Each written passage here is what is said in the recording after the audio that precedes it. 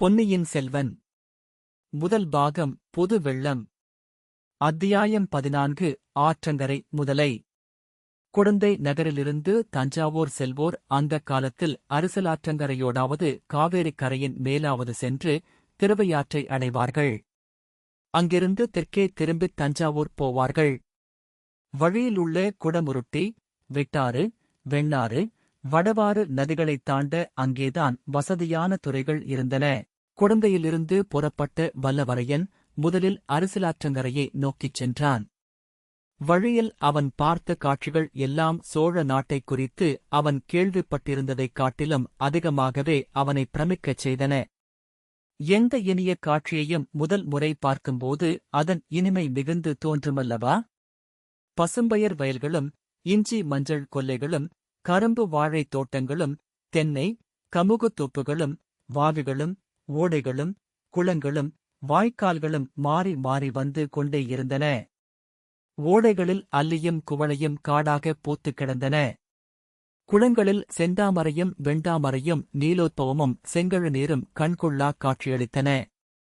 வெண்ணிறக் கொக்குகள் மந்தை மந்தையாகப் பறந்தன. செங்கால் நாரைகள் ஒற்றைக்காலில் நின்று தவம் செய்தன. மடைகளின் வழியாக தண்ணீர் குபுகுபு என்று பாய்ந்தது. நல்ல உரமும் தழை எருவும் போட்டு போட்டு கண்ணங்கரையிலின்றிருந்த கழனிகளின் சேற்றை உழவர்கள் மேலும் ஆழமாக உழுது பண்படுத்தினார்கள்.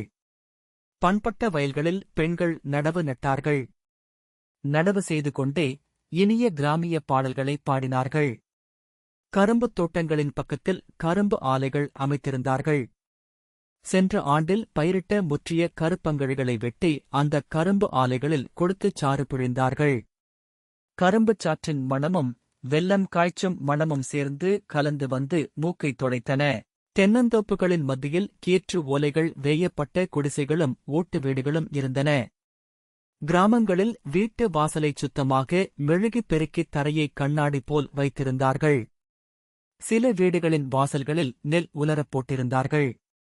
அந்த நெல்லைக் கோழிகள் வந்து கொத்தித் தின்றுவிட்டு குக்கரக்கோ என்று கத்திக்கொண்டு திரும்பிப் போயின. நெல்லைக் காவல் காத்துக் கொண்டிருந்த பெண் குழந்தைகள் அக்கோழிகளை விரட்டி அடிக்கவில்லை.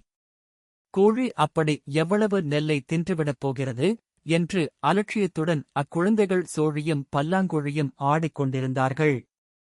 குடிசைகளின் கூரைகளின் வழியாக அடுப்புப் புகை மேலே வந்து கொண்டிருந்தது. அடுப்புப் புகையுடன் நெல்லை புழுக்கும் மணமும், கம்பு வறுக்கும் மணமும், இறைச்சி வதக்கும் நாற்றமும் கலந்து வந்தன. அக்காலத்தில் போர் வீரர்கள் பெரும்பாலும் மாமிச பட்சணிகளாகவே இருந்தார்கள். வல்லவரையனும் அப்படித்தான். எனவே அந்த மணங்கள் அவனுடைய நாவில் ஜலம் ஊறச் செய்தன. ஆங்காங்கே சாலை ஓரத்தில் கொல்லர் உலைக்களங்கள் இருந்தன. உலைகளில் நெருப்புத் தணல் தகதகவென்று ஜொலித்தது. இரும்பைப் பட்டறையில் வைத்து அடிக்கும் சத்தம் டனார் டனார் என்று கேட்டது. அந்த உலைக்களங்களில் குடியானவர்களுக்கு வேண்டிய ஏர்கொழு, மண்வெட்டி, கடப்பாறை முதலியவற்றுடன் கத்திகள், கேடயங்கள், வேல்கள், ஈட்டிகள் முதலியன கும்பல் கும்பலாக கிடந்தன. அவற்றை வாங்கிக் கொண்டு போகக் குடியானவர்களும் போர் வீரர்களும் போட்டி போட்டுக் கொண்டு காத்திருந்தார்கள். சிறிய கிராமங்களிலும் சின்னஞ்சிறு கோவில்கள் காட்சி அளித்தன. கோவிலுக்குள்ளே சேமக்கலம் அடிக்கும் சத்தமும், நகரா முழங்கும் சத்தமும், மந்திர கோஷமும், தேவாரப் பண்பாடலும் எழுந்தன. மாரியம்மன் முதலிய கிராம தேவதைகளை மஞ்சத்தில் எழுந்தருளப் பண்ணிக் கொண்டு பூசாரிகள் கரகம் எடுத்து ஆடிக்கொண்டும் உடுக்கு அடித்துக் கொண்டும் வந்து நெல் காணிக்கை தண்டினார்கள். கழுத்தில் மணி கட்டிய மாடுகளை சிறுவர்கள் மேய்ப்பதற்கு ஓட்டிப்போனார்கள். அவர்களில் சிலர் புல்லாங்குழல் வாசித்தார்கள். குடியானவர்கள் வயலில் வேலை செய்து அலுப்புத் தீர மரத்தடியில் உட்கார்ந்து இளைப்பாறினார்கள்.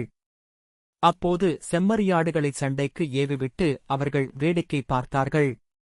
வீட்டுக் கூரைகளின் மேல் பெண் மயில்கள் உட்கார்ந்து கூவ, அதைக் கேட்டு ஆண் மயில்கள் தூகையைத் தூக்க முடியாமல் தூக்கிக் கொண்டு ஜிவ்வென்று பறந்து போய் அப்பெண் மயில்களுக்கு பக்கத்தில் அமர்ந்தன.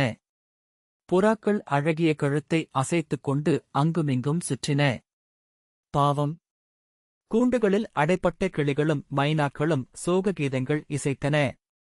இப்படிப்பட்ட காட்சிகளையெல்லாம் பார்த்து கழித்துக் கொண்டு வந்தியத்தேவன் குதிரையை மெல்ல செலுத்திக் கொண்டு சென்றான்.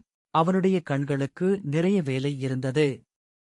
மனமும் இந்த பல்வேறு காட்சிகளைப் பார்த்து மகிழ்ந்து கொண்டிருந்தது. ஆயினும் அவன் உள்மனத்திலே இலேசாக பனியினால் மூடுண்டது போல் ஒரு பெண்ணின் முகம் தெரிந்து கொண்டே இருந்தது.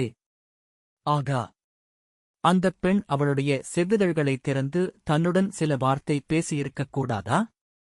பேசியிருந்தால் அவளுக்கு என்ன நஷ்டமாகியிருக்கும்? அந்தப் பெண் யாராயிருக்கும்? யாராயிருந்தாலும் கொஞ்சம் மரியாதை என்பது வேண்டாமா? என்னை பார்த்தால் அவ்வளவு அலட்சியம் செய்வதற்குரியவனாகவா தோன்றுகிறது? அந்தப் பெண் யார் என்பதைச் சொல்லாமலே அந்தச் சோதிடக் கிழவன் ஏமாற்றிவிட்டார் அல்லவா? அவர் கெட்டிக்காரர், அசாத்திய கெட்டிக்காரர். பிறருடைய மனத்தை எப்படி ஆழம் பார்த்துக் கொள்கிறார்? எவ்வளவு உலக அனுபவத்துடன் வார்த்தை சொல்லுகிறார்? முக்கியமான விஷயம் ஒன்றும் அவர் சொல்லவில்லைதான். இராஜாங்க சம்பந்தமான பேச்சுக்களில் அவர் மிகவும் ஜாக்கிரதையாக எதுவும் சொல்லாமல் தப்பித்துக் கொண்டார். அல்லது எல்லோருக்கும் தெரிந்ததையே விகசித சாதுரியத்துடனே சொல்லி சமாளித்துக் கொண்டார். ஆனாலும் தன்னுடைய அதிர்ஷ்ட கிரகங்கள் உச்சத்துக்கு வந்திருப்பதாக நல்ல வார்த்தை சொன்னார் அல்லவா? குழந்தை ஜோதிடர் நன்றாயிருக்கட்டும்.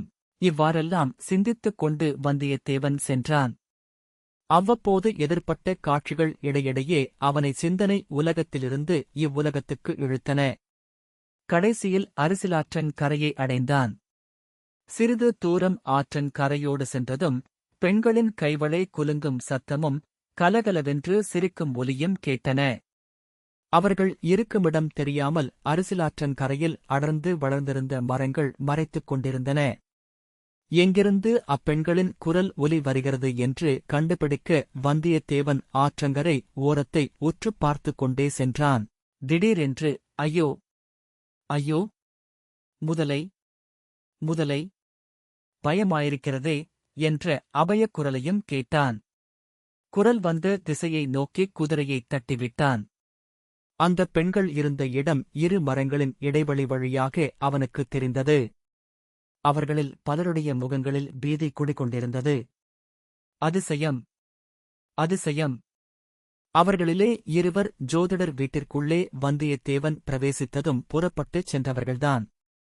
இதையெல்லாம் நொடி நேரத்தில் வந்தியத்தேவன் பார்த்துத் தெரிந்து கொண்டான். அதை மட்டுமா பார்த்தான்? ஓர் அடர்ந்த நிழல் தரும் பெரிய மரத்தின் அடியில் வேரோடு வேறாக பாதி தரையிலும் பாதி தண்ணீரிலுமாக ஒரு பயங்கரமான முதலை வாயைப் பிளந்து கொண்டிருந்தது. சமீபத்திலேதான் கொள்ளிட நதியில் ஒரு கொடூரமான முதலை வாயைப் பிளந்து கொண்டு வந்ததை வந்தியத்தேவன் பார்த்திருந்தான். முதலை எவ்வளவு பயங்கரமான பிராணி என்பதையும் கேட்டிருந்தான். ஆகவே இந்த முதலையைப் பார்த்ததும் அவன் உள்ளம் கலங்கி உடல் பதறிப்போனான். ஏனெனில் அந்த முதலை சற்றுமுன் கலகலவென்று சிரித்துக் கொண்டிருந்த பெண்களுக்கு வெகு சமீபத்தில் இருந்தது. வாயைப் பிளந்து கொண்டு கோரமான பற்களைக் காட்டிக்கொண்டு பயங்கர வடிவத்துடன் இருந்தது. முதலை இன்னும் ஒரு பாய்ச்சல் பாய வேண்டியதுதான். அந்தப் பெண்களின் கதி அதோகதியாகிவிடும். அந்தப் பெண்களோ பின்னால் அடர்த்தியாயிருந்த மரங்களினால் தப்பி ஓடுவதற்கும் முடியாத நிலையில் இருந்தார்கள். வந்தியத்தேவனுடைய உள்ளம் எவ்வளவு குழம்பியிருந்தாலும் அவன் உறுதி அணுவளவும் குன்றவில்லை. தான் செய்ய வேண்டியது என்னவென்பதைப் பற்றியும் அவன் ஒரு கணத்துக்கு மேல் சிந்திக்கவில்லை. கையிலிருந்த வேலைக் குறி பார்த்து ஒரே வீச்சாக வீசி எறிந்தான். வேல் முதலையின் கெட்டியான முதுகில் பாய்ந்து சிறிது உள்ளேயும் சென்று செங்குத்தாக நின்றது. உடனே நமது வீரன் உடைவாளை உருவிக்கொண்டு முதலையை ஒரேயடியாக வேலை தீர்த்து விடுவது என்ற உறுதியுடன் பாய்ந்து ஓடி வந்தான். முன்போலவே அந்தச் சமயத்தில் அப்பெண்கள் கலகலவென்று சிரிக்கும் சத்தம் கேட்டது. வந்தியத்தேவன் காதுக்கு அது நாராசமாயிருந்தது. இத்தகைய அபாயகரமான வேளையில் எதற்காக அவர்கள் சிரிக்கிறார்கள்? பாய்ந்து ஓடி வந்தவன் ஒரு கணம் திகைத்து நின்றான். அப்பெண்களின் முகங்களைப் பார்த்தான். பயமோ பீதியோ அம்முகங்களில் அவன் காணவில்லை. அதற்கு மாறாக பரிகாசச் சிரிப்பின் அறிகுறிகளையே கண்டான்.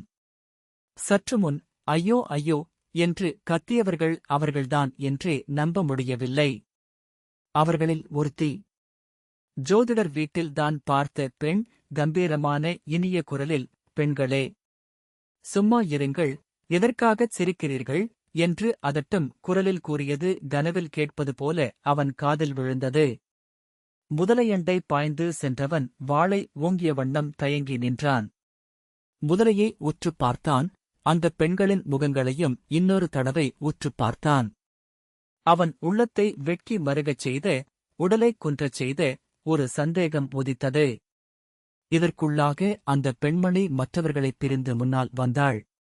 முதலைக்கு எதிர்ப்புறத்தில் அதைக் காப்பாற்றுகிறவளைப் போல் நின்றாள். ஐயா, தங்களுக்கு மிக்க வந்தனம், தாங்கள் வீணில் சிரமப்பட வேண்டாம் என்றாள்.